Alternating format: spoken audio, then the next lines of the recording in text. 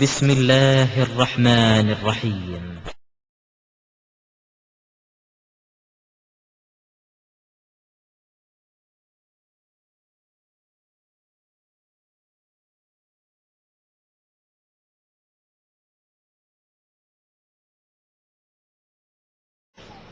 இந்த தலைப்பு எனக்கு தரப்பட்டதற்கு புதுக்கோட்டை மாவட்டத்தை எடுத்துக்கொண்டால் இந்த மாவட்டத்திற்கு என்று சில சிறப்பு காரணங்கள் உண்டு.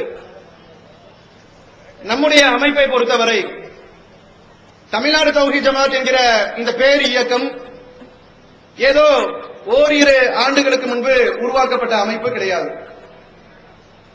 ஏறத்தாழ 30 ஆண்டுகளுக்கு முன்பாக இந்த தமிழகத்திலே முஸ்லிம்களால் வாழவில்லை. அவர்கள் இந்த தூய இஸ்லாத்தை விட்டுவிட்டு தங்களின் மனோ இச்சைகளை அவர்கள் பின்பற்றிக் கொண்டிருக்கிறார்கள் என்கிற காரணத்திற்காக அவர்களை இந்த தூய மார்க்கத்தின் பக்கம் அழைப்பதற்காக கடந்த 30 ஆண்டுகளுக்கு முன்பு உருவாக்கப்பட்ட ஒரு அமைப்பு. கடந்த 30 ஆண்டு காலத்திலே அல்லாஹ்வுடைய மகத்தான கிருபையினால் இந்த அமைப்பு ஒரு மகத்தான உன்னதமான வளர்ச்சியை அடைந்திருக்கிறது. எந்த அளவிற்கு இந்த அமைப்பின் வளர்ச்சி என்று சொன்னால், இன்னைக்கு தமிழகத்தை எடுத்துக்கொண்டால் இருக்கிற இஸ்லாமிய அமைப்புகளிலேயே முஸ்லிம்களால் மிகப்பெரிய அளவில் நம்பிக்கை செலுத்தக்கூடிய முஸ்லிம் மக்களுடைய மிகப்பெரிய ஆதரவு பெற்ற பேர் இயக்கமாக இந்த தமிழ்நாடு தௌஹீத் ஜமாத் உருவாகி இருக்கிறது. இந்த அமைப்பு இப்படி உருவாகி நிற்பதற்கு ரொம்ப லேசான முறையில் இந்த வளர்ச்சியை நாம் அடைந்து விடவில்லை. இந்த அமைப்பினுடைய வளர்ச்சியை நீங்கள் எடுத்துக்கொண்டால் மிகப்பெரிய எதிர்ப்புகள் எல்லாம் இதனுடைய பின்னணியிலே உண்டு. கடந்த 25-30 ஆண்டு காலமாக நம்முடைய அமைப்பு பல்வேறு எதிர்ப்புகளுக்கு மத்தியில தான் இந்த அளவிற்கு ஒரு வளர்ச்சியை அடைந்து இருக்கிறது. 30 ஆண்டு கால வளர்ச்சி குறைந்திருக்கிறதா என்று சொன்னால், குறையாத நிலையில் இன்னும் நாம் பல்வேறு எதிர்ப்புகளை சந்தித்துக் கொண்டுதான் இந்த ஏகத்துவ பிரச்சாரத்தை நாம் செய்து கொண்டு இருக்கிறோம். இன்றளவும் பல்வேறு எதிர்ப்புகளை நாம் சந்திக்கிறோம். அப்படி எதிர்ப்புகளை நாம் சந்திக்கக்கூடிய நேரத்தில் உதாரணத்திற்கு தமிழ்நாடு தௌஹீத் ஜமாத்தின் சார்பாக ஒரு பிரச்சார கூட்டம் நடைபெறுகிறது. குறிப்பாக இந்த புதுகை மாவட்டத்திலே நம்முடைய அமைப்பின் சார்பாக ஒவ்வொரு பகுதிகளிலும் விழிப்புணர்வு பிரச்சாரத்தை நாம் ஏற்பாடு செய்கிறோம். கூட்டத்தை ஏற்பாடு செய்த உடனேயே இந்த கூட்டத்திற்கு இவர்களுக்கு அனுமதி கொடுக்கக்கூடாது என்று சொல்லி முஸ்லிம் பெயர்களை கொண்ட சில அமைப்பினர் நமக்கு எதிர்ப்பு தெரிவிப்பார்கள். நமக்கு எதிர்ப்பு தெரிவித்தால் காவல்துறை, அரசின் எந்திரமாக இருக்கக்கூடிய ஏனைய துறைகள் எவ்வாறு செயல்பட வேண்டுமோ அவ்வாறு செயல்படுவது கிடையாது. இந்த மாவட்டத்தை எடுத்துக்கொண்டால் என்ன செய்வாங்கன்னா, உடனடியாக உங்களுக்கு எதிர்ப்பு இருக்கு, சில அமைப்பு உங்களை இங்க கூட்டம் நடத்தக்கூடாது என்று சொல்லி தடை விதிக்குமாறு எங்களுக்கு கோரிக்கை வைத்திருக்கிறார்கள், அதனால உங்களுக்கு கூட்டத்துக்கு அனுமதி கிடையாது என்று சொல்லி தொடர்ந்து எங்களுக்கு இந்த மாவட்டத்திலே அனுமதி மறுக்கப்பட்டுக் கொண்டே இருக்கிறது. இந்த நாட்டிலே யார் ஒருவரும் தன்னுடைய கொள்கையை சொல்வதற்கு அவர் உரிமை வழங்கப்பட்டிருந்தும் கூட தமிழ்நாடு தௌஹீத் ஜமாத்திற்கு நாங்கள் கடந்த 30 ஆண்டு காலமாக சந்தித்துக் கொண்டிருக்கக்கூடிய எதிர்ப்புகளை நாங்கள் இன்னைக்கு சந்திக்கிறோம். எங்களுக்கு இது புதுசு கிடையாது. ஆனால் இது போன்ற எதிர்ப்புகளுக்கு உடனடியாக எங்களுடைய பிரச்சாரத்திற்கே தடை விதித்து நாங்கள் பேசவே கூடாது என்று சொல்லி அரசு எந்திரங்களும் எங்களுக்கு எதிராக செயல்படுவதை நாங்கள் இந்த மாவட்டத்திலே கண்கூடாக பார்த்துக் கொண்டிருக்கிறோம்.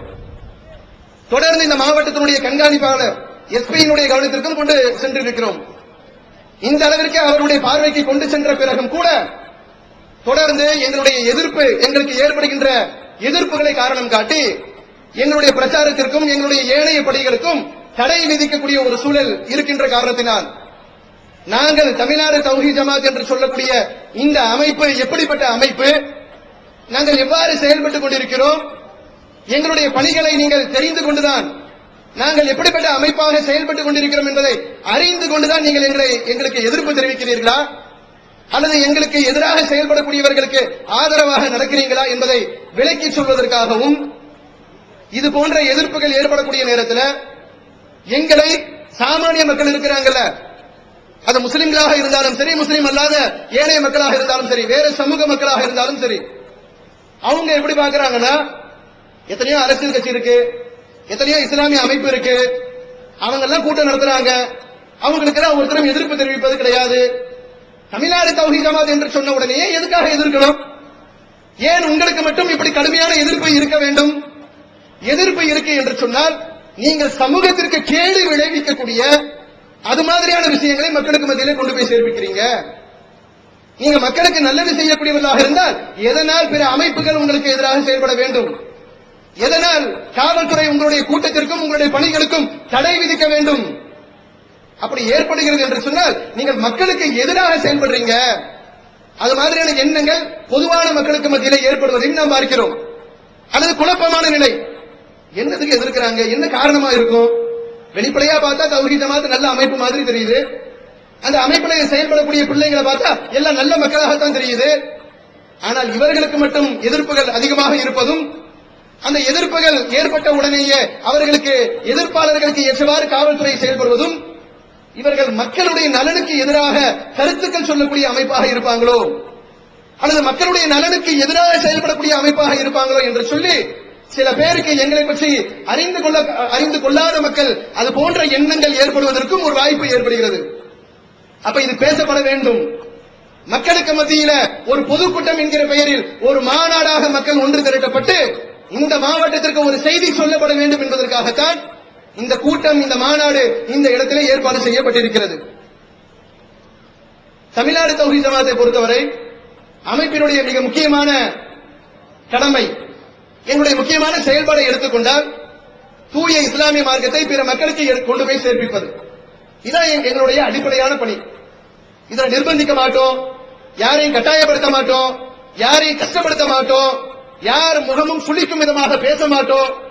எங்களை எதிர்க்கக்கூடியவர்கள் இந்த அவையிலே வந்து அமர்ந்தால் கூட இந்த அளவிற்கு கண்ணியமான முறையில் பேசக்கூடிய ஒரு அமைப்புக்கு எதிராக நாங்கள் ஏன் செயல்பட வேண்டும் என்று சிந்திக்கும் விதமாகத்தான் எங்களுடைய பேச்சுக்கள் அமைந்திருக்கும். பல மேடைகளில் நீங்க பேச்சுக்களை கேட்கலாம். அந்த பேச்சுக்கள் எப்படி இருக்கும் என்றால், அது அரசியல் கட்சி கூட்டக்கூடிய கூட்டமாக இருந்தாலும் சரி, அல்லது ஒரு மத ரீதியாக கூட்டப்படக்கூடிய கூட்டங்களாக இருந்தாலும் சரி, அவர்கள் பேசுகின்ற பேச்சுக்களை பொறுமையோடு உட்கார்ந்து எதிர்கருத்தில் உள்ளவர்கள் கேட்க முடியாது. இப்ப நான் என்ன பேசுறோம், எனக்கு பிறகு மாநில தலைவர் பேசுவார், காவல்துறை கண்காணிக்கிறீங்க, உளவுத்துறை கண்காணிக்கிறீங்க, எங்களை பிடிக்காதவர்கள் எதிர்கருத்தில் உள்ளவர்கள் கூட இருப்பீங்க. இந்த இடத்திலே உங்களை காயப்படுத்தும் விதமாக, உங்களுடைய முகம் சுளிக்கும் விதமாக என்னுடைய பேச்சு இருக்காது. நாகரிகத்தை மீறி நாங்கள் பேச மாட்டோம், உள்ளதான் உள்ளபடி பேசுவோம். இது சத்தியம் என்றால் சத்தியம் என்று சொல்லுவோம், இது தப்பு என்றால் தப்பு என்று சொல்லுவோம். அதை விலக்கி சொல்லுவோமே தவிர பிறரை நோகடிக்கும் விதமாக எங்களுடைய பேச்சுக்கள் இருக்காது. எங்களுடைய பிரச்சார பணியில தூய இஸ்லாத்தை பிற மக்களுக்கு கொண்டு போய் சேர்ப்பிப்போம். இது எங்களுடைய பிரதான பணி. தௌஹீத் ஜமாத் செயல்படுவதே அதனுடைய அடிப்படையில தான். அப்படி செயல்படக்கூடிய நேரத்தில் தமிழ்நாடு தௌஹீத் ஜமாத் ஏராளமான சமுதாய பணிகளையும் இந்த சமூகத்திற்கு செய்து கொண்டு இருக்கிறது. எதனால் அதை நாங்கள் செய்கிறோம் என்றால், இந்த சமுதாய பணிகளை பொறுத்தவரை சமூக பணி என்று சொன்னாலே மக்களுக்கு நலம் நாடக்கூடிய பணி என்று சொல்லலாம். மக்களுக்கு நன்மை ஏற்படுத்தக்கூடிய, அவர்களுக்கு உபகாரம் செய்யக்கூடிய பணி என்று சொல்லலாம். அது போன்ற ஏராளமான பணிகளை தமிழ்நாடு தௌஹீத் ஜமாத் தமிழகம் மட்டுமல்லாமல் தமிழகம் தாண்டி ஏராளமான மாநிலங்களிலும், மாநிலங்கள் தாண்டி இந்தியாவை கடந்து ஏராளமான நாடுகளிலும் தமிழ்நாடு தௌஹீத் ஜமாத் செயல்பட்டுக் கொண்டிருக்கிறது. அங்கு வாழக்கூடிய மக்களுக்கு ஏராளமான சமூக பணிகளை செய்து கொண்டும் இருக்கிறது. இது எங்களுடைய இஸ்லாமிய அழைப்பு பணியோடு இரண்டரை கலந்து இந்த சமூக பணிகளை நாங்கள் மேற்கொண்டு வருகிறோம். எதனால் அதை செய்கிறோம் என்று சொன்னால், நாங்கள் ஏற்றுக்கொண்டிருக்கக்கூடிய தூய இஸ்லாமிய மார்க்கம் இருக்கல, இந்த இஸ்லாமிய மார்க்கம் எங்களுக்கு இட்டிருக்கக்கூடிய, எங்கள் மீது சுமத்தி இருக்கக்கூடிய கட்டளைகளில் மிக முக்கிய கட்டளையாக இது எங்கள் மீது சுமத்தப்பட்டே இருக்கிறது. நபிகள் பெருமானார் ஸல்லல்லாஹு அலைஹி வஸல்லம் அவர்கள் ஒட்டுமொத்த மனித குலத்திற்கும் அனுப்பப்பட்ட இறை தூதர். அந்த இறை தூதர் எங்களுக்கு உபதேசம் செய்தார்கள். நான் உங்களுக்கு கற்றுத்தரக்கூடிய இந்த தூய இஸ்லாமிய மார்க்கம் என்பது எத்தகைய மார்க்கம் தெரியுமா? இந்த தூய இஸ்லாம் என்று சொன்னால் ஏதோ அல்லாஹ்வை வழிபடுவது, பள்ளிவாசலில் உட்கார்ந்து தொழுவது, பள்ளிவாசலுக்கு பிறகு நோன்பு நோற்பது என்று ஒரு சில கடமைகளை மட்டும் சொல்லித் தருவதற்கு நான் அனுப்பப்படவில்லை.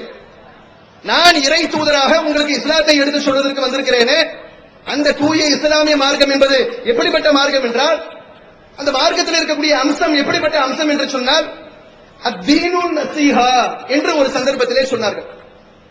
இந்த இஸ்லாம் என்று சொன்னாலே, இந்த தூய மார்க்கம் என்று சொன்னாலே பிறருக்கு நலம் நாடுவதுதான் இஸ்லாம் என்று சொன்னார்கள்.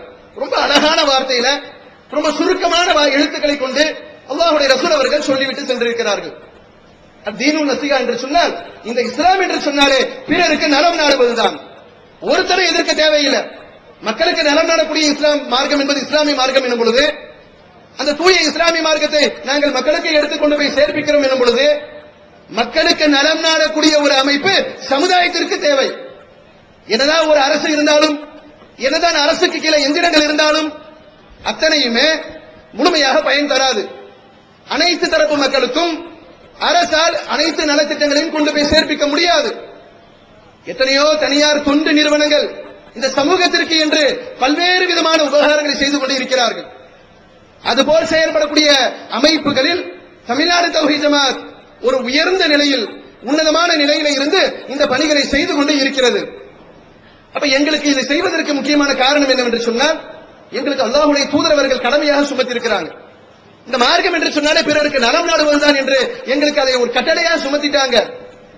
அதை சொன்ன உடனே சஹாபாக்கள் கேட்கிறாங்க, இறை தூதர் சொன்ன உடனேயே நபி தோழர்கள் கேட்கிறாங்க, அல்லாஹ்வுடைய தூதரவர்களே, எங்கள் மீது ஒரு கடமையை சுமத்துறீங்க. நான் ஏற்றுக்கொண்டிருக்கக்கூடிய இந்த தூய இஸ்லாத்தை கொண்டு பிறருக்கு நன்மை செய்ய வேண்டும், பிறருக்கு நல்லுபகாரம் செய்ய வேண்டும் என்று சொல்றீங்க. நல்லுபகாரம் செய்ய வேண்டும் என்று சொன்னால் யாருக்கு? நான் யாருக்கு நல்லது செய்யணும்?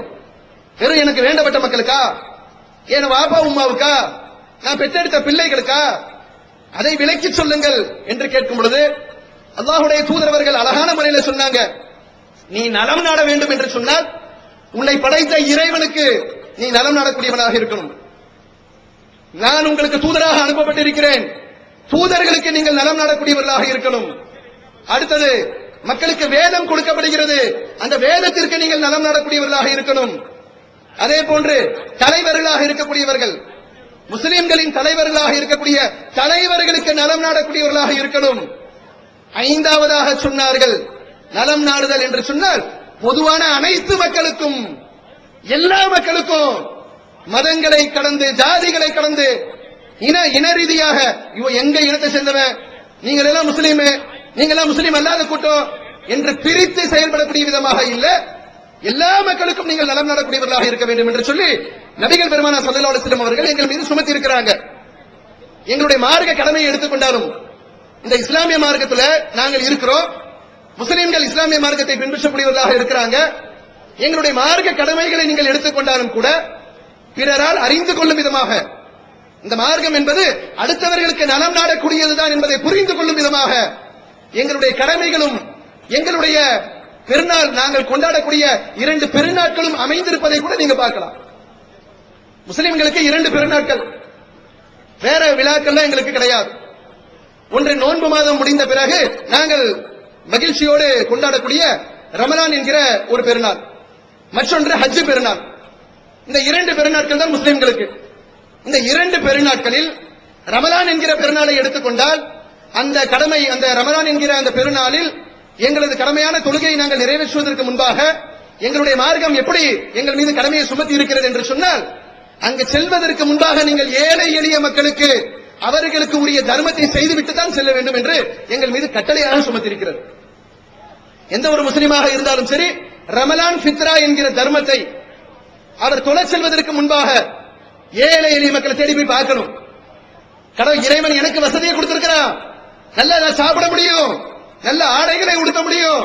ஆனா சமூகத்தில் எத்தனையோ ஏழை எளிய மக்கள் இருக்கிறாங்க, சாப்பாட்டுக்கு வழி இல்லாம. அந்த நாளில் கூட 2 பெருநாட்களில் அந்த நாள்ல கூட நல்ல உணவு உட்கொள்ள முடியாத ஏழை எளிய மக்கள் சமூகத்தில் இருக்கிறாங்க. அந்த மக்களுக்கு அந்த நாள் அவர்களுக்கு விழா நாளாக இருக்கணும், பண்டிகை நாளாக இருக்கணும். அந்த குடும்பத்தில் உள்ள பிள்ளைகள் ஏங்கிடக்கூடாது. வசதி படைத்தவர்கள் எல்லாம் மகிழ்ச்சியோடு நல்லா உண்டு மகிழ்ந்து இருக்கக்கூடிய நேரத்தில் எனது பெற்றோர்கள் ஏழையாக இருக்கக்கூடிய காரணத்தினால் என்னால நல்ல உணவு உட்கொள்ள முடியலையே என்று சொல்லி ஏங்கி விடக்கூடாது. அப்படி யாரையும் ஏங்க விட்டுடாதீங்க, தர்மத்தை கொடுத்துட்டு நீங்க உங்க கடமையை போய் நிறைவேற்றுங்க என்று எங்கள் மீது சுமத்தப்பட்டிருக்கு. இரக்க குணம் கொண்டோரே, அஸ்ஸலாமு அலைக்கும். தாய் தந்தையை இழந்த அனாதை சிறுவர்களையும், தாய் தந்தை இருந்தும் வறுமையில் வாடும் சிறுவர்களையும் தமிழ்நாடு தௌஹீத் ஜமாத் அன்புள்ளத்தோடு அரவணைத்து வருகிறது. கும்பகோணம் சுவாமிமலையில் அர்-ரஹ்மான் சிறுவர் ஆதரவு இல்லம் விசாலமான கட்டிடத்தில் அனைத்து வசதிகளுடன் இயங்கி வருகிறது. உணவு, உறைவிடம், உடை அனைத்தும் முற்றிலும் இலவசமாக வழங்கப்படுகிறது. அனாதையை ஆதரிப்பவரும் நானும் சொர்க்கத்தில் இணைந்திருப்போம் என்பதை நபிகள் நாயகம் ஸல்லல்லாஹு அலைஹி வஸல்லம் அவர்கள் கூறியுள்ளார்கள். எனவே எங்களோடு சேர்ந்து நீங்களும் இவர்களுக்கு ஆதரவு கரம் நீட்ட உங்களது ஜகாத் மற்றும் நன்கொடைகளை தாராளமாக தந்து உதவுமாறு கேட்டுக்கொள்கின்றோம். தமிழ்நாடு தௌஹீத் ஜமாத் வங்கி கணக்கு எண் 7882742827 இந்தியன் வங்கி மண்ணடி கிளை என்ற பெயரில் எடுத்து அனுப்ப வேண்டிய முகவரி தமிழ்நாடு தௌஹீத் ஜமாத் மாநில தலைமையகம் 30 அரண்மனைக்காரன் தெரு மண்ணடி சென்னை 1. ஹஜ் பெருநாளை நீங்கள் எடுத்துக்கொண்டால் அந்த ஹஜ் பெருநாள்ல முஸ்லிம்கள் நிறைவேற்றக்கூடிய முக்கியமான கடமை என்பது குர்பானி என்கிற கடமை. எல்லாருக்கும் தெரியும், முஸ்லிம்களுக்கும் தெரியும், முஸ்லிம் அல்லாத அனைத்து தரப்பு மக்களுக்கும் தெரியும். அந்த நாளிலே முஸ்லிம்கள் இப்ராஹிம் என்று அனுப்பப்பட்ட ஒரு இறை தூதரின் தியாகத்தை போற்றும் விதமாக, அவர்களின் குடும்பத்தார்கள் செய்த தியாகத்தை போற்றும் விதமாக ஹஜ் என்கிற பெருநாளை அவர்கள் கொண்டாடுவார்கள். ஹஜ் என்கிற கடமை அவர்கள் நிறைவேற்றுவார்கள். அந்த நாளிலே அந்த இப்ராஹிம் நபி எப்படி தன் மகனை அறுத்து பலியிடுவதற்கு தயாராக இருந்தும் கூட இறைவன் அதற்கு பரிகாரமாக ஒரு விலங்கை பலிப்பிராணியை ஏற்படுத்தி கொடுத்தானோ அதை நினைவு கூறும் விதமாக இவர்களும் பலிப்பிராணியை கொடுப்பாங்க, குர்பானி கொடுப்பாங்க என்பது எல்லா மக்களுக்கும் தெரியும். அந்த குர்பானி என்கிற கடமையில முஸ்லிம்கள் என்ன செய்வாங்க? அதை அறுத்து ஆட்டையோ மாட்டையோ அறுத்து அதனுடைய மாமிசத்தை அவர்கள் மட்டும் உண்ண மாட்டார்கள். பிறர் நலம் நாடக்கூடிய மார்க்கம் அல்ல, மற்றவர்களும் சாப்பிடணும், மற்றவர்களும் நல்லா இருக்கணும் என்று எண்ணக்கூடிய மார்க்கம் அல்லவா? அதன் காரணமாக அந்த நாளிலே அந்த இறைச்சியை ஏழை எளிய மக்களுக்கு கொடுங்க, கஷ்டப்படக்கூடிய மக்களுக்கு கொடுங்க. அந்த பிராணியினுடைய தோள்கள் நல்ல விலை போகும், சந்தையில நல்ல விலை போகும். அந்த ஒரு பெருநாளை எடுத்துக்கொண்டால் ஒரு மாவட்டத்தில் மட்டும் ஏறத்தாழ 5-7-8 லட்சம் ரூபாய் கூட வரும். அந்த தோள்கள் விற்கப்படுகின்ற பொருளாதாரம் அவ்வளவு பெரிய பொருளாதாரம். நபிகள் நாயகம் சொல்றாங்க, அந்த தோள்கள் எல்லாம் ஏழைகளுக்கு உரியது. ஏதோ பிராணிக்கு சொந்தக்காரன் என்று சொல்லி நீ அதை எடுத்துக்காத, அதை நீ பயன்படுத்திடாத, அதை நீ தொட்டுடாத, அது ஏழைகளுக்கு உள்ளது, ஏழைகளுக்கு கொடு, ஏழைகளுக்காக அதை சாப்பிடக்கூடாது என்று சொல்லி ஏழைகளை கவனிக்க வேண்டும் என்று எங்களுக்கு வழங்கப்பட்டிருக்கக்கூடிய 2 பெருநாட்களிலும் கூட மற்றவர்களை நினைவு கூற வேண்டும் என்று ஒரு கடமையை சுமத்தி இருக்கக்கூடிய ஒரு மார்க்கமாக இஸ்லாமிய மார்க்கம் இருக்கு. அல்லாஹ்வுடைய தூதரவர்களும் எங்கள் மீது கடமையாக சுமத்தி இருக்கிறாங்க. இந்த தீன் என்று சொன்னாலே அத்தீனுன் நஸீஹா, மார்க்கம் என்று சொன்னாலே பிறருக்கு நீங்கள் நலம் நாடுவதுதான். எங்களுக்கு வழங்கப்பட்டிருக்கக்கூடிய இந்த கடமைகளை எடுத்துக்கொண்டாலும் பெருநாட்களை எடுத்துக்கொண்டாலும் பிறருடைய நலம் நாடக்கூடிய விதமாக இருப்பதையும் பார்க்க முடியும். அப்ப இந்த அடிப்படையில தமிழ்நாடு தௌஹீத் ஜமாத்தை பொறுத்தவரை இஸ்லாமிய மார்க்கம் எங்கள் மீது சுமத்தி இருக்கக்கூடிய எந்த கடமையாக இருந்தாலும் அதை நிறைவேற்றக்கூடிய ஒரு அமைப்பாக இருக்கும். அதன் அடிப்படையில் ஏழை எளிய மக்களுக்கு, வேற சமூக மக்களுக்கு அவர்கள் நலம் நாடும் விதத்தில், அவர்களுக்கு நன்மை பயக்கும் விதத்தில் பல்வேறு சமுதாய பணிகளை நாங்கள் மேற்கொண்டு வருகிறோம். அதுல சிலதை நாங்கள் உங்களுக்கு சொல்வதாக இருந்தால், தமிழ்நாடு தௌஹீத் ஜமாத்தின் சார்பாக ஜகாத்துடைய பொருளாதாரம் வசூலிக்கப்படுகிறது. எங்கள் மீது ஒரு விமர்சனம் உண்டு.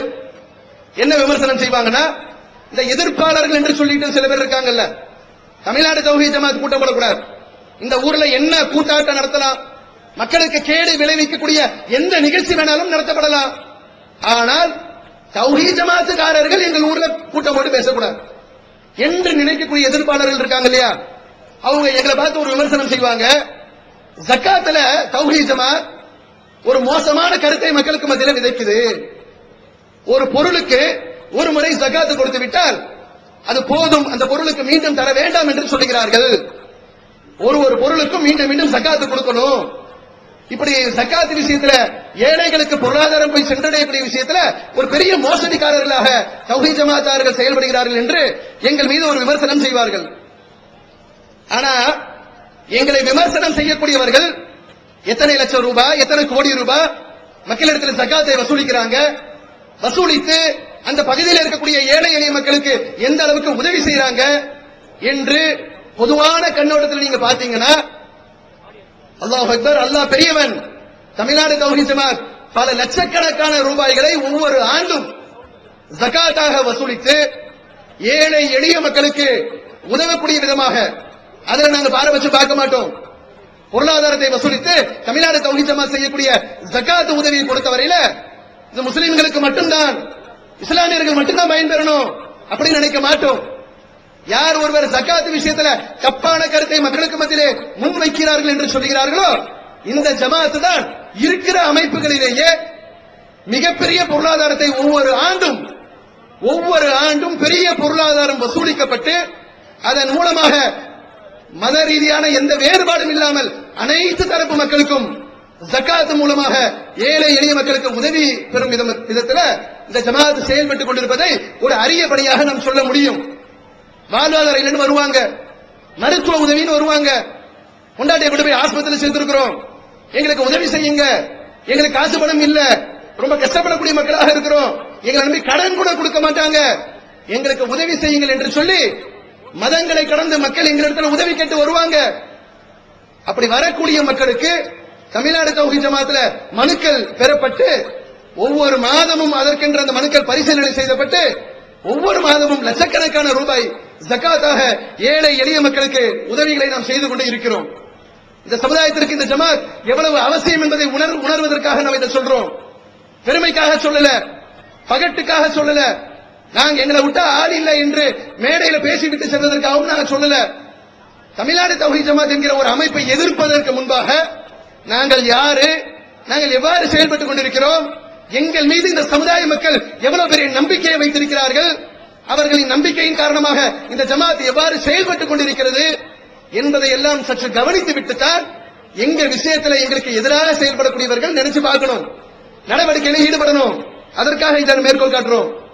அது மட்டுமில்ல, தௌஹீத் ஜமாத்தை பொறுத்தவரையில ஒவ்வொரு பகுதிகளிலும் எல்லா மாவட்டங்களிலும் வட்டியில்லா கடன் திட்டம் என்ற ஒரு திட்டத்தை நாங்கள் நடைமுறைப்படுத்துறோம். என்ன வட்டியில்லா கடன் திட்டம் என்று சொன்னால், உங்ககிட்ட ஒரு நகை ஏதாவது காதுல கழுத்துல ஏதாச்சும் ஒரு சின்ன பொருள் இருக்கும், உங்க குடும்பத்தில் தீராத ஏதோ ஒரு கஷ்டம் வந்துடும், அந்த நேரத்தில் நெருக்கடி, ஒரு தட்டியுமே கையேந்த முடியாது, இதை கொண்டு போயிட்டு இந்த நகையை கொண்டு போயிட்டு விற்கவும் மனசு வராது, உடனே ஓடி போயிட்டு என்ன செய்வோம், அடமானம் வைத்து விட்டு அந்த நகையை கொடுத்துட்டு ஒரு சொற்பமான காசை வாங்கிட்டு வருவீங்க. வாங்கிட்டு வந்தா உங்களால மாசம் வட்டி கட்ட முடியாது. வட்டி என்பது இஸ்லாத்துல ஹராம். எந்த ஒரு முஸ்லீமும் வட்டிக்கு பணம் வாங்கவும் கூடாது, வட்டிக்கு பணம் கொடுக்கவும் கூடாது. அது நமக்கு தடை செய்யப்பட்டது. ஏனென்று சொன்னால் அது ஏழை எளிய மக்களுடைய ரத்தத்தை உறிஞ்சி குடிக்கக்கூடிய ஒரு மகா மோசமான தொழில் என்று இஸ்லாம் சொல்லுகிறது. அதை ஒரு முஸ்லீம் செய்யக்கூடாது. அப்ப வட்டிக்கு செல்கிறார்கள், தங்களுடைய பொருட்களை அடமானம் வைக்கிறாங்க. அடமானம் வைத்துவிட்டு அந்த பொருட்களை அவர்கள் மீட்க முடியாமல், வட்டிக்கு பணம் கட்ட முடியாம அந்த நகைகளை இழக்கக்கூடிய மக்கள் ஏழை எளிய மக்கள் நிறைய பேர் இருக்காங்க. ரொம்ப கஷ்டப்பட்டு சீட்டு கட்டி அங்க இங்க லோனை கட்டி நகை கடையில மாசம் மாசம் வார வாரம் பணம் கட்டி ஒரு பொருளை வாங்குவீங்களா, வாங்கின உடனே இழந்துருவீங்க. இது போன்ற வட்டியின் மூலமாக பொருளாதாரத்தையும் தங்களுடைய உடைமைகளையும் இழந்தவர்கள் ஏராளம். நம்முடைய மார்க்கம் இதை தடை செய்திருக்கிறது. குறைந்தபட்சம் இஸ்லாமிய சமுதாய மக்களை இதிலிருந்து மீட்டெடுக்க வேண்டும். வட்டி என்கிற பாவத்திற்கு போயிடக்கூடாது. ஒரு நெருக்கடியான நிலை என்று சொல்லி அவர்கள் அந்த பாவத்தில் விழுந்து விட்டால் பொருட்களையும் இழந்து விடுகிறார்கள், நாளை மறுமையிலே நரகத்தினுடைய நெருப்பாகவும் மாறிவிடுகிறார்கள். இதை சரி செய்யணும் என்கிற நோக்கத்தில் எல்லா மாவட்டங்களிலும் வட்டியில்லா கடன் திட்டத்தை செயல்படுத்துங்க. செல்வந்தர்களை போய் பாருங்க. தமிழ்நாடு தௌஹீத் ஜமாத்துடைய தலைமை மாவட்ட பிரதிநிதிகளுக்கு கட்டளையிடும், மாவட்டம் கிளைகளுக்கு சொல்லும், போங்க வட்டியில்லா கடனுக்கு ஒரு பெரும் தொகையை மக்களிடத்தில் வசூல் பண்ணுங்க. முறையாக அந்த பொருளாதாரத்தை கணக்கிட்டு இவ்வளவு இருப்பு நிதி இருக்கு என்று மக்களுக்கு காட்டுங்க. இந்த தொகையை ஏழை எளிய மக்கள் நகையை கொண்டு போயிட்டு அடமானம் வைத்துவிட்டு மீட்க முடியாமல், வட்டி கட்ட முடியாமல் இழந்து தவிக்கிறீங்களே, அந்த நிலம் உங்களுக்கு வேண்டாம்.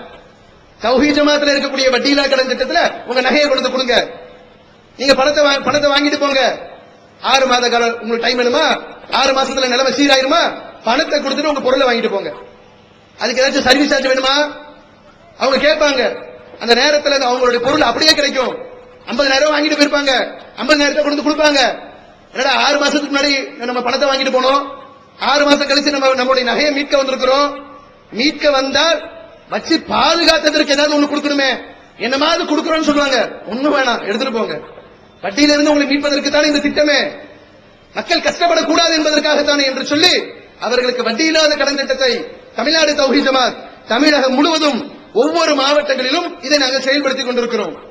ஆக பொருளாதார ரீதியாக எங்களால் முடிந்த அளவிற்கு, நாங்கள் அரசாங்கம் கிடையாது, நினைத்த உடனேயே பல கோடிக்கு நாங்கள் திட்டம் போட்டு எல்லா மக்களுக்கும் மாவட்டம் தோறும் பிரித்து கொடுப்பதற்கு நாங்கள் அரசாங்கம் கிடையாது.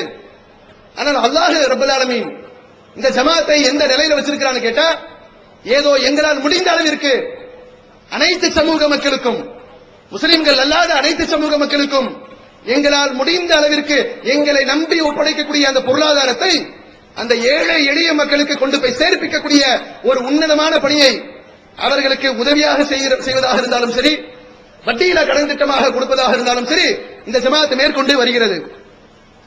அதுபோக பொருளாதார ரீதியாக நீங்கள் ஒரு பக்கம் மக்களுக்கு உதவி செய்தாலும் சமூகத்தை ஒரு திடமான சமூகமாக உருவாக்க வேண்டும் என்று சொன்னால் அந்த மக்களுக்கு கல்வி என்பது மிக அவசியமான ஒன்றாக இருக்கு. எல்லா சமூக மக்களுக்கும் கல்வி என்பது அவசியம். ஒரு குடும்பத்தில் ஒருவரை நல்ல முறையில் படிக்க வச்சுட்டோம்னு சொன்னா அந்த குடும்பம் எதற்காகவும் கஷ்டப்பட தேவையில்லை. கூலி தொழில் பார்க்க வேண்டாம், அடிமட்ட வேலைகளை பார்த்து தன் பெற்றோர்களை அவர்கள் காப்பாற்ற வேண்டாம். வெளிநாடுகளுக்கு சென்று அங்கு தங்களுடைய ரத்தங்களை எல்லாம் வேர்வையாக சிந்தி அங்கு பாடுபட்டு உழைத்து தன் குடும்பத்திற்கு அனுப்ப வேண்டிய நிலைமையும் ஏற்படாது. அப்ப இந்த மக்களை கல்வியின் மூலமாக உயர்த்துவதன் மூலமாகத்தான் இந்த சமூகத்தை ஒரு உறுதியான திடமான சமுதாயமாக உருவாக்க முடியும். இதை கருத்தில் கொண்டு தமிழ்நாடு தௌஹீத் ஜமாத் தமிழகம் மட்டுமல்லாமல் தமிழ்நாடு தௌஹீத் ஜமாத் செயல்படக்கூடிய அனைத்து பகுதிகளிலும் கல்வி விழிப்புணர்வுக்காக ஏராளமான நிகழ்ச்சிகளை நாங்கள் நடத்தி கொண்டிருக்கிறோம். ஏறத்தாழ இதுவரை நாங்கள் நடத்தி இருக்கக்கூடிய நிகழ்ச்சி ஒரு 1000க்கும் மேற்பட்ட நிகழ்ச்சி. நான் சொல்வது ஒரு 3 ஆண்டு காலத்தில் நான் சொல்றேன். தொடர்ச்சியாக கல்வி தொடர்பான விழிப்புணர்வு கூட்டங்கள் பெரிய பெரிய அரங்கத்தில் வச்சு நடத்துவோம். எல்லா மக்களையும் கூப்பிடுவோம். முஸ்லிம்கள் வாங்க, முஸ்லிம் அல்லாத மக்கள் வாங்க, ஒரு ஃபீஸும் கிடையாது.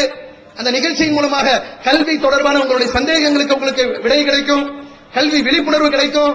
என்ன படிக்கலாம், எங்க படிக்கலாம், உங்களுடைய கல்வி தரத்தை உயர்த்துவதற்கு உங்களுடைய நீங்க படிக்கக்கூடிய அந்த பாடசாலையில் இருந்த உங்க கல்வி தரத்தை உயர்த்துவதற்கு என்ன செய்ய முடியுமோ அது போன்ற நிலையை உங்களை உயர்த்துவதற்கு ஏராளமான விழிப்புணர்வு கூட்டங்களை நாங்கள் நடத்தி கொண்டிருக்கிறோம். இன்னொரு புறம் பார்த்தால் படிக்கக்கூடிய மாணவர்கள் அவங்க எவ்வளவுதான் திறமைசாலியாக இருந்தாலும் காசு பணம் இல்லை என்று சொன்னால் படிக்க முடியாது. செல்வந்தர்கள் தான் படிக்க முடியும் என்கிற நிலைமை இன்னைக்கு இருக்கு. நடுத்தரவாதிகளுக்கு நல்லா தெரியும், ஏழை எளிய மக்களுக்கு நல்லா தெரியும். இன்னைக்கு நாம சந்திக்க இருக்கக்கூடிய மிகப்பெரிய பொருளாதார சவால் எதுவென்று சொன்னால் கல்வியாண்டு, ஒவ்வொரு கல்வியாண்டை சந்திக்கிறது பெரிய பாரமா இருக்கு. 3 பிள்ளையை பெற்றவர்கள் அந்த 3 பிள்ளை படிக்கக்கூடிய நேரத்தில் ஃபீஸுக்கு ஸ்கூல்ல போய் கேட்டீங்கன்னா, ஒரு சாதாரண ஒரு பிரைமரி ஸ்கூல்ல படிக்கக்கூடிய பிள்ளை ஒரு பிள்ளைக்கு பார்த்தா 14,000 ரூபாய் ஃபீஸ், 15,000 ரூபாய் ஃபீஸ், 3 பிள்ளைக்கு 45,000 ரூபாய். அந்த குடும்பத்தில் ஒத்த ரூபாய் கூட சேமிப்பு இருக்காது, 1 ரூபாய் கூட சேமிப்பு இருக்காது. அன்றாட காட்சி. அண்ணனுக்கு வேலைக்கு போவாங்க, அண்ணனுக்கு சம்பாதிப்பாங்க, அண்ணனுக்கு வயிற்ற கழுவாங்க. யாருக்கிட்ட போய் கேட்க முடியும்? யார் உதவி செய்வா? அரசாங்கம் எத்தனையோ உதவிகள் செய்யுது. ஏழை மக்கள் முன்னேறுவதற்கு அரசாங்கம் நிறைய திட்டங்கள் போடுது. ஆனால் அந்த திட்டங்களை எவ்வாறு அணுக வேண்டும், எவ்வாறு அரசினுடைய உதவிகளை பெற வேண்டும், விழிப்புணர்வு நிகழ்ச்சி மூலமாக மக்களுக்கு கொண்டு போய் சேர்ப்பிக்கிறோம். விழிப்புணர்வு நிகழ்ச்சி ஒரு புறம் நடத்தினாலும் இந்த மக்களுக்கு பொருளாதார ரீதியாக சில உதவிகளை செய்தால் மட்டும்தான் அவர்களால் ஓரளவுக்கு படிக்க முடியும் என்பதற்காக ஒவ்வொரு ஆண்டும் இந்த கல்வியாண்டு தொடங்கக்கூடிய நேரத்திலும் சரி, செமஸ்டர் காலத்திலும் சரி, அந்த நவம்பர் டிசம்பர் காலத்திலும் சரி, தமிழ்நாடு தௌஹீத் ஜமாத் அனைத்து மாவட்டங்களுக்கும் ஒரு உத்தரவு போடும். உங்கள் பகுதியில படிக்க முடியல, ஃபீஸ் கட்ட முடியல என்று சொல்லி உதவி கேட்டு வந்தால் மனுக்களை வாங்குங்க, மக்களிடத்தில் போய் கேளுங்க, தருவதற்கு தயாராக இருக்கிறாங்க. அந்த உதவிகளை செய்வது முஸ்லிம்கள் மட்டுமல்ல, முஸ்லிம் அல்லாத மக்கள் கூட நல்ல விஷயமா இருக்கு. மத வேறுபாடு பார்க்காம செய்யறாங்க, எல்லா மக்களுக்கும் செய்யறாங்க. அள்ளி கொடுக்கலாம். நான் 2 பிள்ளைக்கு செலவு எடுத்துக்கிறேன். எங்க ஊர்ல எல்லாம் எப்படின்னு கேட்டா டொனேஷனா கூட வசதிக்க மாட்டோம். அந்த பிள்ளைக்கு என்னங்க தேவை இருக்கு, அந்த பையன் படிக்க என்ன வேணும், நான் அதுக்கு பொறுப்பெடுத்துக்கிறேன், பொறுப்பெடுத்துக் கொள்கிறேன் என்று சொல்லி நான் சொல்வது கொடுக்கக்கூடியவர்கள் வெறும் முஸ்லிம்களை மட்டும் நான் சொல்லல. தமிழ்நாடு தௌஹீத் ஜமாத் எந்த அளவிற்கு மனிதனுடைய உள்ளங்களில் ஒரு நம்பகத்தன்மை பெற்றிருக்கிறது என்று சொன்னால் பிற சமூக மக்கள் கூட நாங்கள் உதவி என்று கேட்டால் இந்த ஜமாத்திற்கு நம்பி கொடுக்கலாம்டா. கரபடியாத ஜமாத், பாக்கெட்டுக்கு போட்டுக்க மாட்டான், சாப்பிட மாட்டான், நம்பி கொடுக்கலாம் என்று சொல்லி நம்பி பொருளாதாரத்தை ஒப்படைக்கிறார்கள். ஒவ்வொரு கல்வி ஆண்டிலும் பல லட்சக்கணக்கான ரூபாய் இதற்காக வசூலிக்கப்பட்டு, பொதுவாக முஸ்லிம்களை பொறுத்தவரை ஒன்று புரிஞ்சுக்கணும், எல்லாரும் தெரிஞ்சுக்கணும், எங்களுக்கு யாசிப்பது கையேந்துவது தடுக்கப்பட்ட ஒரு விஷயங்கள். இரக்க குணம் கொண்டோரே, அஸ்ஸலாமு அலைக்கும். தாய் தந்தையை இழந்த அனாதை சிறுமிகளையும் தாய் தந்தை இருந்தும் வறுமையில் வாடும் சிறுமிகளையும் தமிழ்நாடு தௌஹீத் ஜமாத் தாயுள்ளத்தோடு அரவணைத்து வருகிறது. மதுரையில் அர்-ரஹ்மான் சிறுமியர் ஆதரவு இல்லம் விசாலமான கட்டிடத்தில் அனைத்து வசதிகளுடன் இயங்கி வருகிறது. உணவு, உறைவிடம், உடைகள் மற்றும் கல்வியெல்லாம் முற்றிலும் இலவசமாக வழங்கப்படுகிறது. அனாதையை ஆதரிப்பவரும் நானும் சொர்க்கத்தில் இணைந்திருப்போம் என்று நபிகள் நாயகம் ஸல்லல்லாஹு அலைஹி வஸல்லம் அவர்கள் கூறியுள்ளார்கள். எனவே எங்களோடு சேர்ந்து நீங்களும் இவர்களுக்கு ஆதரவு கரம் நீட்ட உங்களது ஜகாத் மற்றும் நன்கொடைகளை தாராளமாக தந்து உதவுமாறு கேட்டுக்கொள்கிறோம். தமிழ்நாடு தௌஹீத் ஜமாத் வங்கி கணக்கு எண் 7882748827 இந்தியன் வங்கி மண்ணடி கிளை என்ற பெயரில் எடுத்து அனுப்ப வேண்டிய முகவரி தமிழ்நாடு தௌஹீத் ஜமாத் மாநில தலைமையகம் 30 அரண்மனைக்காரன் தெரு மண்ணடி சென்னை 1. எனக்கு பசிக்குது, காசு கொடுங்க. இப்படி போய் நிக்க கூடாது. உழைச்சு பாடுபடு. உன்னால முடிஞ்ச வேலை செய்ய, உன்னால் முடிந்த வருமானத்தை ஈட்டு. உன் வருமானத்தை கொண்டு வைத்த தொட. நல்ல சாப்பாடு தான் சாப்பிடணும் இல்ல, குறைஞ்ச காசுக்கு என்ன சாப்பிட முடியுமோ அதை சாப்பிடு. ஆனால் கையேந்திரக்கூடாது. ஐயா சாமி எனக்கு தர்மம் பண்ணுங்க என்று கையேந்துவது எங்களுக்கு தடை செய்யப்பட்டது. நபிகள் பெருமானார் ஸல்லல்லாஹு அலைஹி வஸல்லம் அவர்களாக இருக்கட்டும், அல்லாஹ்வுடைய தூதரோடு இருந்த அந்த நபி தோழர்களாக இருக்கட்டும், எந்த ஒரு சந்தர்ப்பத்திலும் எவ்வளவு நெருக்கடியான சந்தர்ப்பத்திலும் கையேந்துவதை வெறுத்தார்கள். அப்படிப்பட்ட வழிமுறையில் வந்த இந்த முஸ்லிம்களாக இருக்கக்கூடிய நாங்கள் கையேந்துவது எங்களுக்கு வெறுக்கத்தக்க ஒரு விஷயம்.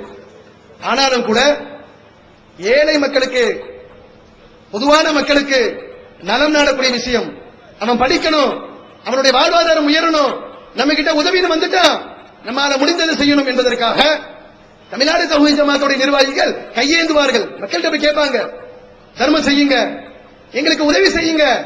எங்களுக்காக கேட்கல, எங்க பொண்டாட்டி பிள்ளைக்காக கேட்கல, அவர்களை கண்ணியமான முறையில் வளர்ப்பதற்கு பார்ப்பதற்கு கடவுள் இறைவன் எங்களுக்கு போதுமான சக்தியை கொடுத்திருக்கிறான்.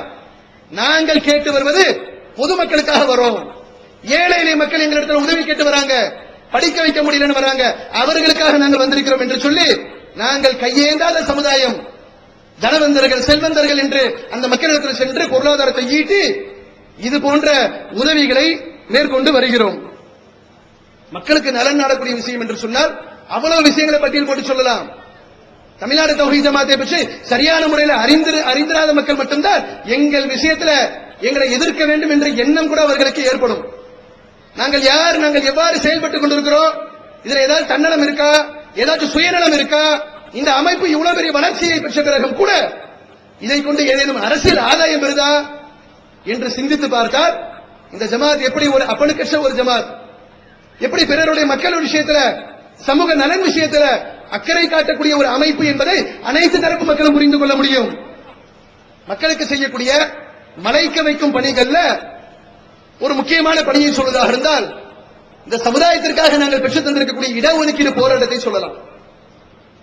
சுப்ஹானல்லாஹ், அதற்காக நாங்கள் கொஞ்ச நெஞ்ச பாடுபடல, கொஞ்ச நெஞ்ச உழைப்பை நாங்கள் செலுத்தல. இடஒதுக்கீடு என்பது இந்த முஸ்லிம்களுடைய வாழ்வாதார பிரச்சனை.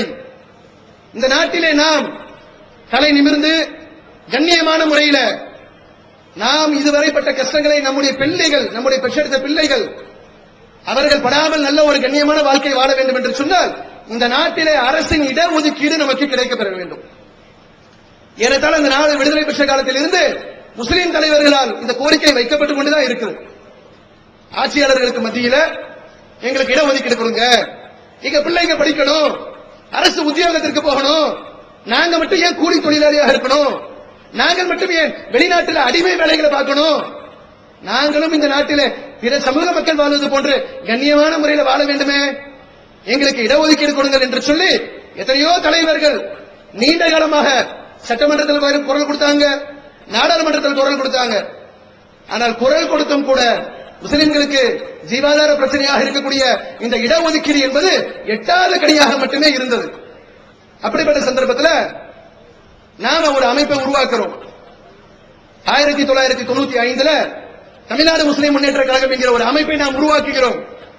இன்னைக்கு அந்த அமைப்பு தனியாக செயல்பட்டுக் கொண்டிருக்கிறது. அந்த அமைப்பை விட்டு 2004 நம்ம பிரிஞ்சு வந்துட்டோம். அந்த அமைப்பை நாம் உருவாக்கியதனுடைய நோக்கம் என்னவென்று சொன்னால் அந்த அமைப்பின் மூலமாக மக்கள் நல பணிகளை மேற்கொள்ளணும். குறிப்பாக இடஒதுக்கீடு என்கிற ஒரு பிரச்சனை முஸ்லிமுடைய வாழ்வாதார பிரச்சனையாக இருக்கக்கூடிய இதை நாம் எட்டி பிடிக்க வேண்டும். அதை இந்த சமுதாயத்திற்கு பெற்றுத் தர வேண்டும். அதை பெற வேண்டும் என்று சொன்னால் 2 எம்எல்ஏ சட்டமன்றத்துக்கு அனுப்பிட்டு 2 எம்பி பாராளுமன்றத்திற்கு அனுப்பிட்டு இவங்க போவாங்க, நமக்காக பேசுவாங்க, வாங்கி கொடுப்பாங்க என்று நாம் காத்திருந்தோம் என்று சொன்னால் நமக்கு எத்தனை 1000 வருஷம் ஆனாலும் இடஒதுக்கீடு கிடைக்காது. அப்ப என்ன செய்யணும்? முஸ்லிம்களுக்கு மத்தியில இந்த ஜமாத் களம் இறங்குது. முஸ்லிம்களுக்கு மத்தியில இடஒதுக்கீடு என்றால் என்ன என்பதை விளக்கி சொல்றோம். நாம பாடுபடுவது சட்டமன்றத்திற்கு ஆட்களை அனுப்புவதற்காக இல்ல. நாம பெற்றெடுத்த பிள்ளைகள் நாளைக்கு கண்ணியமான முறையில் இந்த நாட்டிலே வாழ்வதற்காக. இந்த நாட்டில் இடஒதுக்கீடு இல்லாத காரணத்தினால பல்வேறு கஷ்டங்களையும் சிரமங்களையும் நாம் அனுபவித்துக் கொண்டிருக்கிறோம். அந்த நிலை மாற வேண்டும். நாம் பட்டது நம்மோடு போகட்டும், நம்ம பிள்ளைங்களாவது படிக்கட்டும், நம்ம பிள்ளைங்களாவது கண்ணியமாக வாழட்டும் என்று சொல்லி களத்தில் இறங்குறோம். முதல் போராட்டமாக 1999 கடற்கரை சென்னை கடற்கரை சீரணி அரங்கத்தில் வாழ் உரிமை மாநாடு என்று ஒரு மாநாட்டை கூட்டுறோம். அதுக்கு முன்னாடி எத்தனையோ போராட்டங்கள் நடந்திருக்கு, எத்தனையோ மாநாடுகள் நடந்திருக்கு. மாநாடு என்று சொன்னால் ஒரு 5 வருஷம் 10 வருஷ சேர்ல மக்கள் உட்கார்ந்திருப்பாங்க. யாரு? முஸ்லிம்கள்.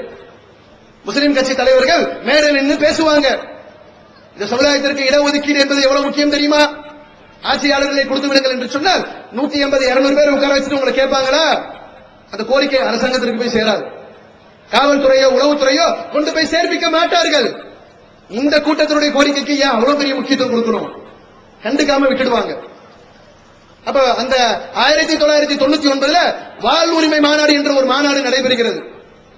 அந்த மாநாடு எப்படிப்பட்ட ஒரு எழுச்சியை இந்த சமுதாய மக்களுக்கு மத்தியில் ஏற்படுத்தியது என்றால், மக்கள் போராட்ட களத்தில் குதித்து விட்டார்கள். முஸ்லிம்கள் இதை அடையும் வரையிலும், இடஒதுக்கீடை பெறும் வரையிலும் ஓய மாட்டார்கள் என்பதை அடையாளப்படுத்தும் விதமாக 1999 இந்த சமுதாயத்தை நாம் ஒன்றுபடுத்தினோம். ஒரு பெரிய கூட்டத்தை காட்டினோம். 99 ஒரு மாநாடு நடத்திட்டு அதோட நம்ம விட்டுட்டு போகவும் இல்லை. உங்களை பத்தி எங்களுக்கு தெரியும். ஒரு மாநாடுக்கெல்லாம் நீங்க அசர மாட்டீங்க. தொடர்ந்து அடித்துக் கொண்டே இருக்கணும். அடி மேல அடி விழுந்தால் அம்மியும் நகரம் சொல்லுவாங்கல்ல. காத்தடிக்கிறதுக்கெல்லாம் அம்மி நகராது. ஆனா அடிக்கிற விதத்தில் அந்த காத்து அடித்தால் அம்மியும் நகரும். அரசாங்கத்தை நகர்த்த வேண்டும் என்று சொன்னால் மக்களின் எழுச்சி, இந்த போராட்டத்தில் மக்களுடைய அந்த உணர்வு என்ன என்பதை காட்டணும். தொடர்ந்து நடத்தப்பட வேண்டும் என்று சொல்லி தமிழ்நாடு தௌஹீத் ஜமாத் எதுவரையிலும் 2008 1999 வாழ் உரிமை மாநாடு, அதற்கு பிறகு தொடர்ந்து போராட்டங்கள் நடத்தப்படுது. 2004 ஒரு பேரணி தஞ்சையில் நடைபெறுகிறது. 2006 கும்பகோணத்தில் ஒரு மாநாடு நடைபெறுகிறது. அதற்கு பிறகு தர்ணா போராட்டம் நடத்துறோம். முஸ்லிம்களை ஒன்று திரட்டி, சும்மா சின்ன கூட்டம் கிடையாது. அல்லாஹ் மிக பெரியவன். தமிழ்நாடு தௌஹீத் ஜமாத் ஒரு போராட்டம் என்று அறிவித்து மக்களை ஒன்று கூட்டினால் ஆயிரக்கணக்கான மக்கள் ஒன்று திரள ஆரம்பித்தார்கள். இறுதி கட்டமா பார்க்கிறோம், ஒருத்தரும் தந்தபாடி இல்ல. இனி இடஒதுக்கீடை பெற வேண்டும் என்று சொன்னால் சிறைகளை நிரப்பித்தான் ஆக வேண்டும். ஒரு சிறை விடக்கூடாது. தமிழகத்தில் இருக்கக்கூடிய அனைத்து மத்திய சிறைகளையும் இலக்காக வைத்து நாங்க வேற வேற விதமாக எங்கள் கோரிக்கைகளை, ஜனநாயக வழிகளை தாண்டி எங்கள் கோரிக்கைகளை அரசாங்கத்திட்ட வைக்க மாட்டோம். இப்ப நடத்துறாங்க சில அரசியல் கட்சிக்காரர்கள், அப்படிலாம் நாங்கள் நடத்த மாட்டோம். பொதுமக்களுக்கு இடைஞ்சல் செய்து பொது சொத்துக்களை சேதப்படுத்தி அப்படி கிடையாது. சிறைகளை நிரப்ப நாங்கள் தயார். எங்களை கைது பண்ணுங்க, கொண்டு போயிட்டு மத்திய சிறையில் அடைங்க. உங்களுடைய மத்திய சிறையில் அடைப்பதற்கு இடம் இல்லை என்று சொல்லும் அளவிற்கு மக்களை திரட்ட நாங்கள் தயார் என்று அறிவித்தோம். அறிவித்து 8 மத்திய சிறைச்சாலைகளை இலக்காக வைத்து சிறை நிரப்பு போராட்டத்தை 2008 நாம நடத்துறோம். ஒவ்வொரு பகுதிகளிலும் கைது படலம் நடைபெறுகிறது. நாங்கள் பங்கேற்ற சென்னையை எடுத்துக்கொண்டால் காலையில 10 மணிக்கு நடைபெற்ற கைது படலம். ஆண்களும் பெண்களும் கூட்டம் கூட்டமாக அந்த கடற்கரை சாலையை முற்றுகையிட்டு பெரும் பிரம்மாண்டமான கூட்டம். அந்த கூட்டத்தை அவர்கள் கைது செய்யறாங்க. ஏறத்தாழ 5 மணி வரையிலும், மாலை 5 மணி வரையிலும் எங்க சமுதாயத்தினுடைய பெண்களை கூட அவர்களால் கைது செய்து முடிக்க முடியல. அப்படி ஒரு பிரம்மாண்டமான கூட்டம். காவல்துறை உயர் அதிகாரிகள் மொத்த பேரும் அங்க நிக்கிறாங்க. டிஜிபி அலுவலகம் பக்கத்திலே இருக்கு. உயர் அதிகாரிகள் வந்து சொல்றாங்க, எந்த அளவிற்கு தௌஹீத் ஜமாத் நீங்க பெண்களுக்கு மத்தியில் ஒரு பெரிய எழுச்சியை ஏற்படுத்தி இருக்கிறீங்க.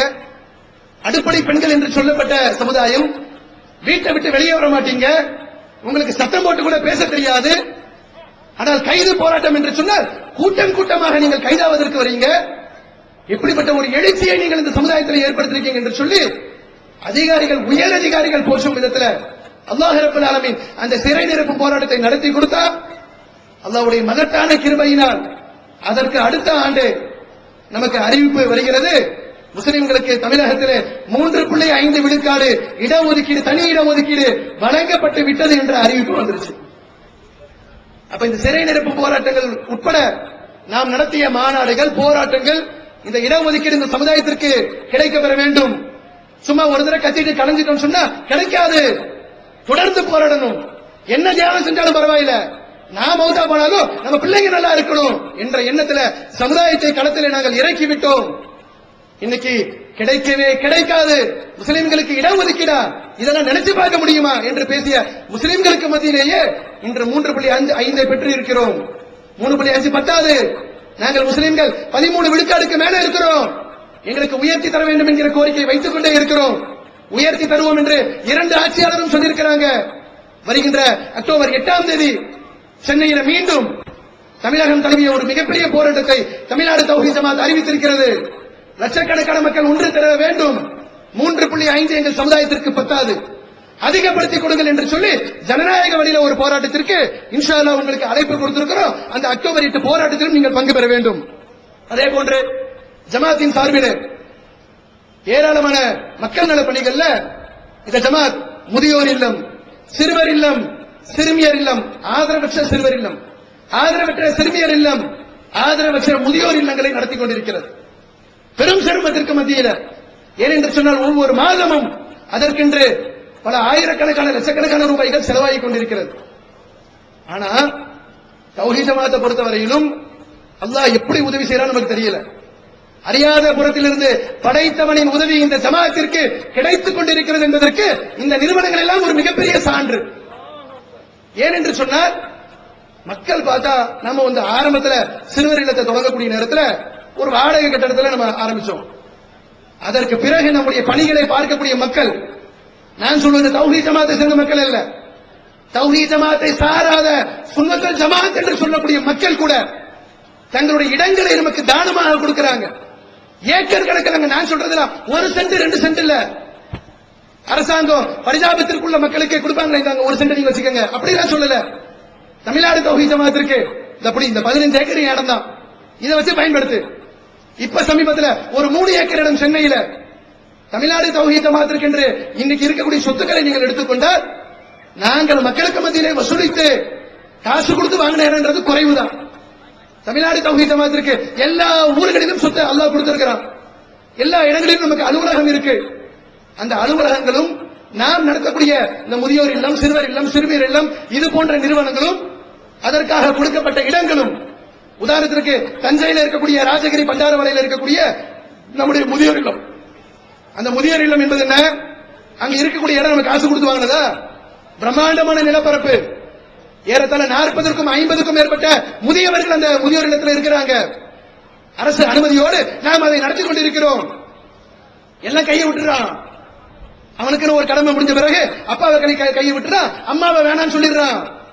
முதிய பருவத்தில், தள்ளாத பருவத்தில் சாப்பாட்டுக்கு வழி இல்லாம, உறைவிடம் இல்லாமல் அந்த மக்கள் எல்லாம் தெருவிலே தூக்கி விசிறடிக்கப்படக்கூடிய நேரத்தில் அந்த நிலைமை வேண்டாம். நம்ம சக்திக்கு உட்பட்ட நம்மால் முடிந்த அளவிற்கு அவர்களை அரவணைப்போம். அதே போன்று சிறுவர்கள், அனாதைக்கப்பட்ட சிறுவர்கள் இருப்பாங்க, சிறுமியர்கள் இருப்பாங்க, தாய் தகப்பன் 2 பேரும் இறந்திருப்பாங்க.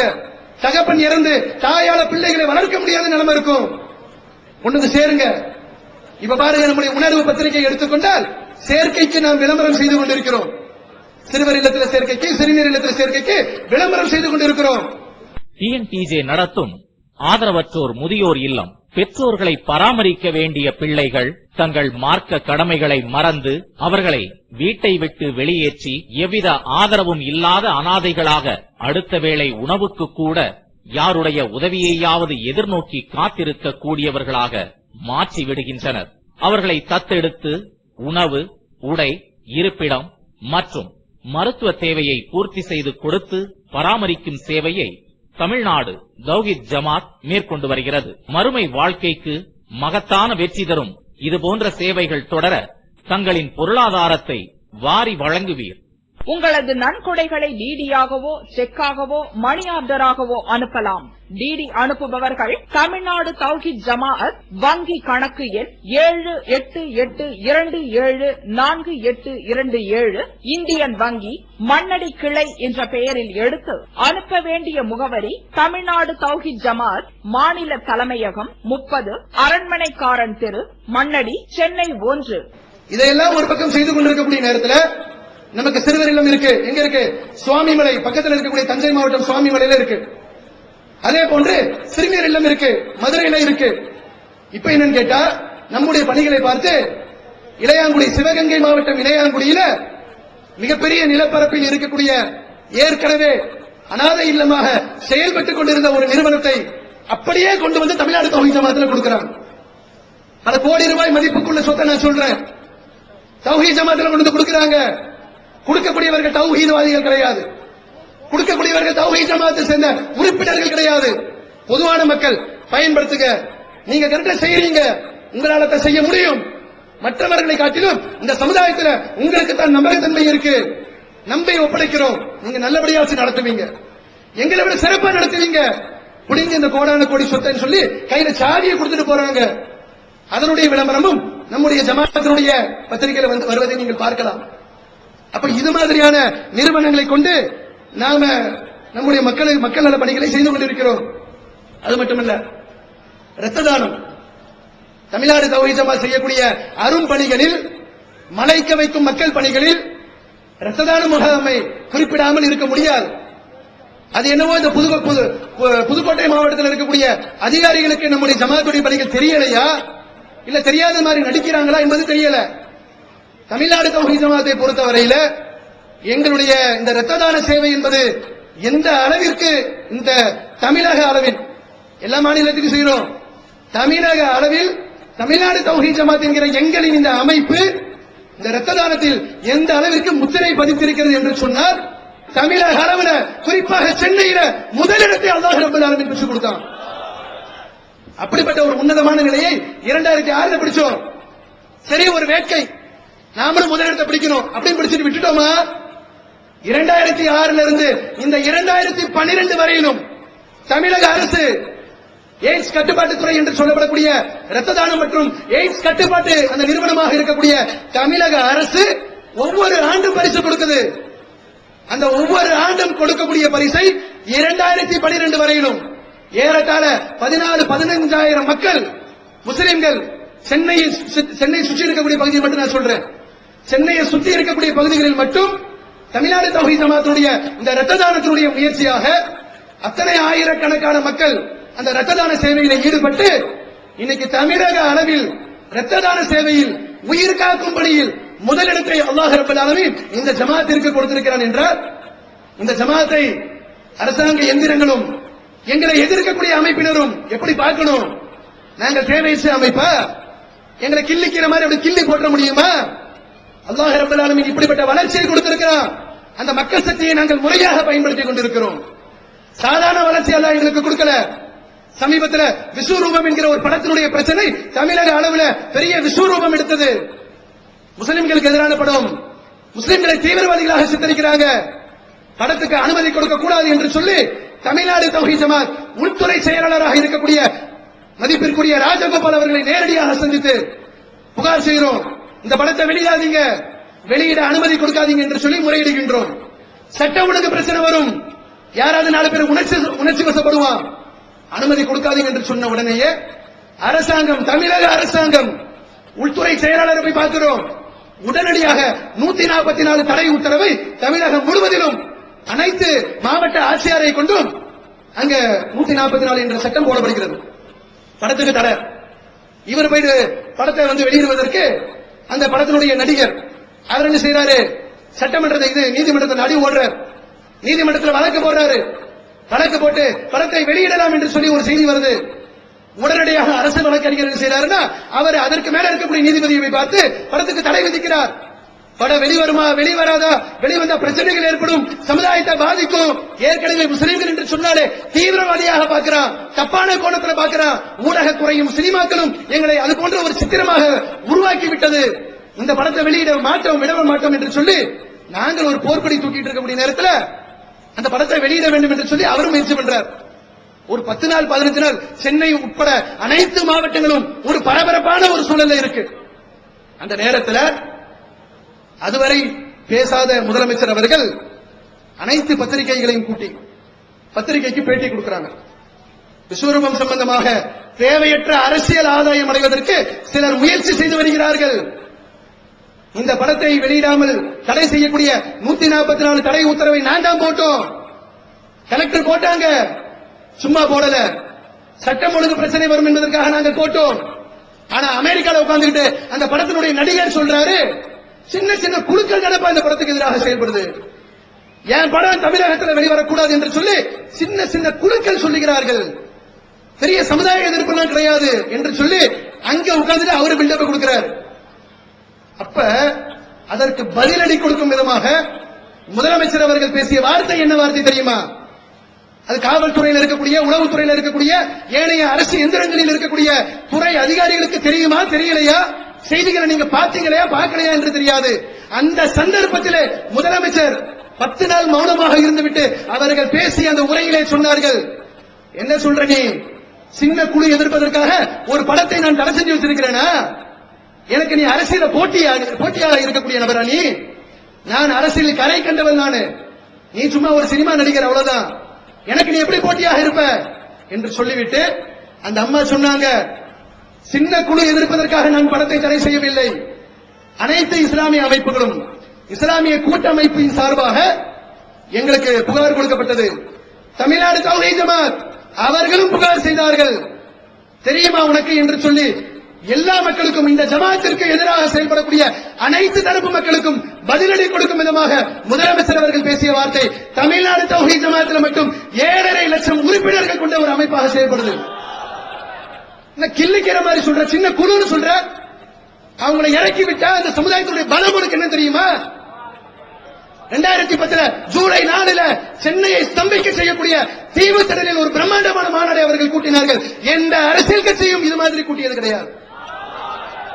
என்ன சின்ன குழுன்னு சொல்ற என்று சொல்லி யாரெல்லாம் அந்த விஸ்வரூபம் படத்திற்கு வக்காலத்து வாங்கினார்களோ, வக்காலத்து வாங்கியவர்களுக்கு எல்லாம் செருப்படி கொடுக்கும் விதமாக முதலமைச்சர்கள் சொல்லக்கூடிய நேரத்தில் இந்த அமைப்பை பற்றி எதிர்க்கக்கூடியவர்கள், எதிர்ப்பவர்களுக்கு ஆதரவாக செயல்படக்கூடியவர்கள் சிந்திக்க வேண்டாமா? தமிழ்நாடு தௌஹீத் ஜமாத்துடைய மக்கள் நல பணிகளை பேசிக்கிட்டே போலாம். நாங்கள் மக்களுக்கு சேவையாற்றக்கூடிய காரியங்கள் குறைச்சு சொல்லியிருக்கிறோம். நமக்கு கொடுக்கப்பட்ட நேரத்தில் இதெல்லாம் பேசி முடிக்க முடியாது. எத்தனையோ பணிகளை சொல்ல முடியும். வெளிநாடுகளில் வேலைக்கு போறாங்க, வெளிநாடுகளில் வேலைக்கு சென்று அந்த இடத்துல போயிட்டு ஏதாவது ஒரு விபத்துல இறந்து போயிடுறாங்க. அங்கிருந்து பாடியை கொண்டு வர தெரியல, சட்ட ரீதியா என்ன செய்யணும் ஒண்ணு தெரியல.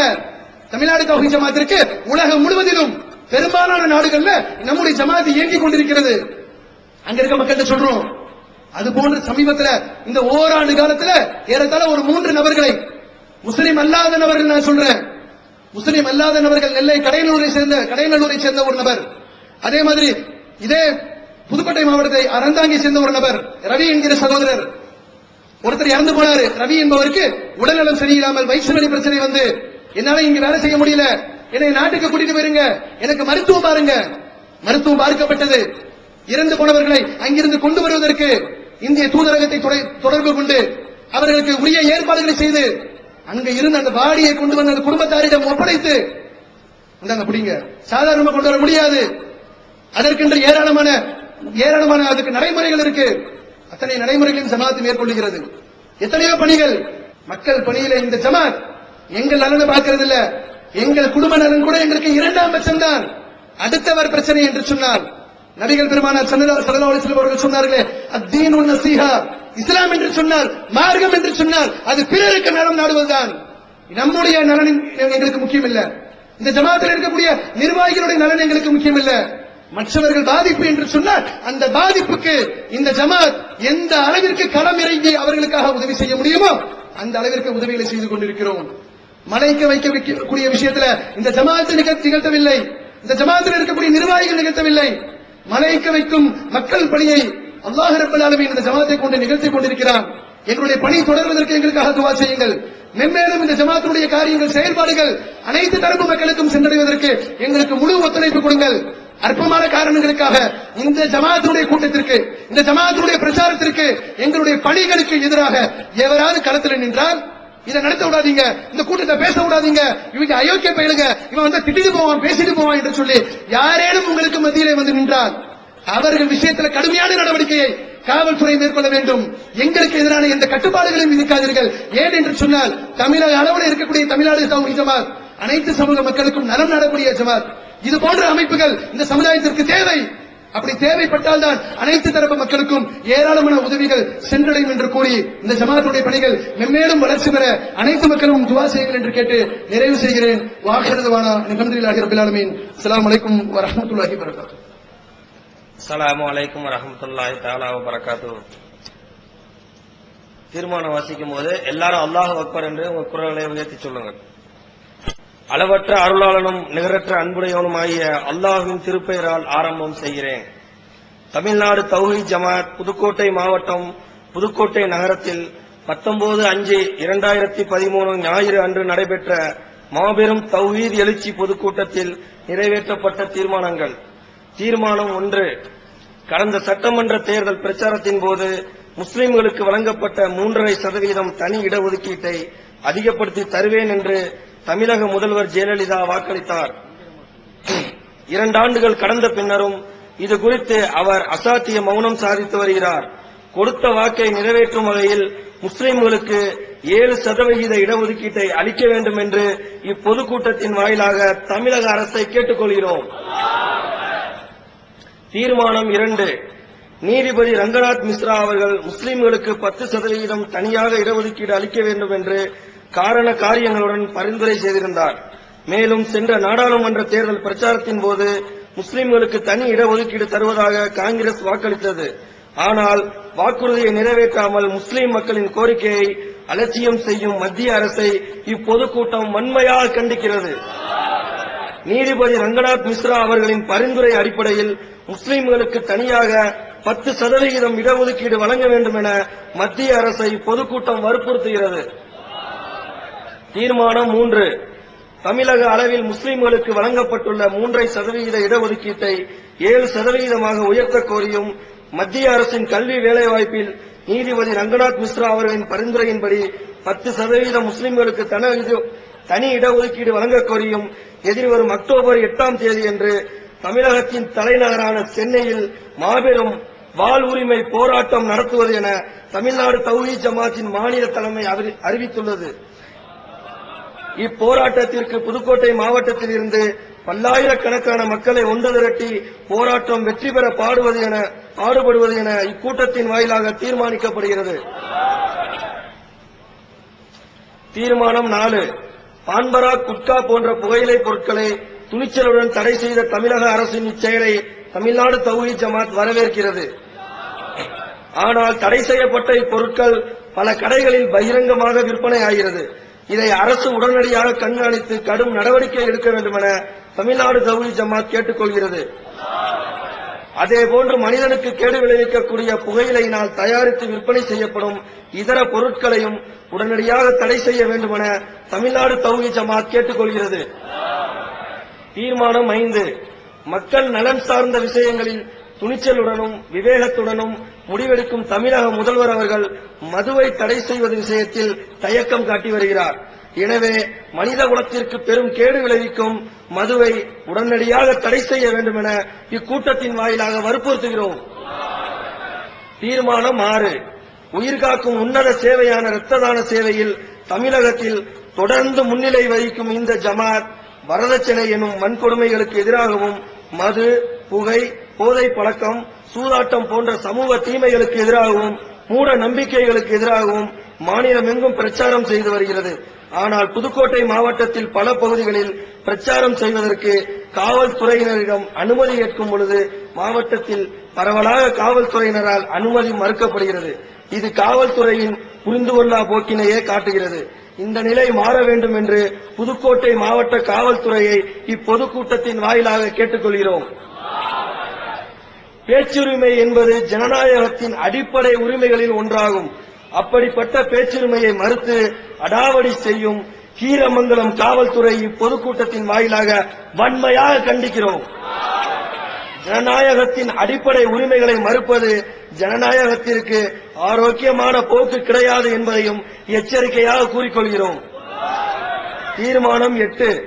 புதுக்கோட்டை மாவட்ட ஈசிஆர் பகுதியின் அதாவது கிழக்கு கடற்கரை சாலையில் அதிகமான வாகன விபத்துகள் நடைபெறுவதால் மணமேல்குடி அரசு மருத்துவமனையை தாலுகா அந்தஸ்திற்கு போர்க்கால அடிப்படையில் தரமுயர்த்த வேண்டுமாய் தமிழ்நாடு சுகாதாரத்துறையை இப்பொதுக்கூட்டம் வற்புறுத்துகிறது. தீர்மானம் 9. புதுகையில் பல வருடங்களாக தார் சாலைகளும் வீதிகளும் மோசமாக இருந்த நிலையில் அதனை சீரமைத்து சிறப்பான சாலைகள் அமைத்ததற்கு நகராட்சி நிர்வாகத்திற்கு நன்றி தெரிவித்துக் கொள்கிறோம். அதே சமயம் நகராட்சியின் குடிநீர் விநியோகம் மிகவும் மோசமான நிலையில் உள்ளது. குடிதண்ணீரை சுகாதாரமாகவும் தூய்மையானதாகவும் புதுகை மக்கள் சிரமப்படாத அளவுக்கு குறிப்பிட்ட நேரத்தில் முறையாக வழங்குமாறு புதுகை நகராட்சியை இப்பொதுக்கூட்டத்தின் வாயிலாக கேட்டுக்கொள்கிறோம். தீர்மானம் 10. புதுக்கோட்டை நகரில் டிராபிக் சிக்னல்கள் இருந்தும் செயல்படுவது கிடையாது. இதனை வாகன ஓட்டிகள் பயன்பெறும் வகையில் சரி செய்யுமாறு போக்குவரத்து காவல்துறையை இப்பொதுக்கூட்டம் வாயிலாக கேட்டுக்கொள்கிறோம். தீர்மானம் 11. கலீப் நகர் ஏரியாவில் குப்பை கூடங்களை நகராட்சி ஊழியர்கள் முறையாக துப்புரவு செய்து அகற்றாமல் அதனை அவ்விடங்களிலேயே தீயிட்டு கொளுத்துவதால் மக்களுக்கு சுகாதார கேடு உண்டாகிறது. இதனால் குழந்தைகள் அதிகம் உள்ள இந்த பகுதியில் மூச்சு திணறல் உண்டாகும் அளவுக்கு பிரச்சனை உண்டாகிறது. இதனை நகராட்சி நிர்வாகம் முறையாக கவனித்து துரித நடவடிக்கை எடுக்கும்படி இப்பொதுக்கூட்டம் வாயிலாக கேட்டுக்கொள்கிறோம்.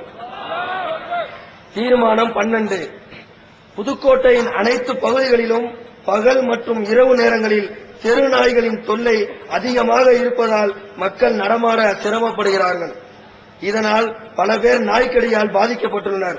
வெறிநாய்க்கடியால் உயிரிழக்கும் ஆபத்து இருப்பதால் இந்த தெரு நாய்களை முற்றிலுமாக ஒழித்து மக்களை காக்குமாறு நகராட்சி நிர்வாகத்தை இப்பொதுக்கூட்டத்தின் வாயிலாக கேட்டுக்கொள்கிறோம். தீர்மானம் முடிந்தது. அல்லாஹ்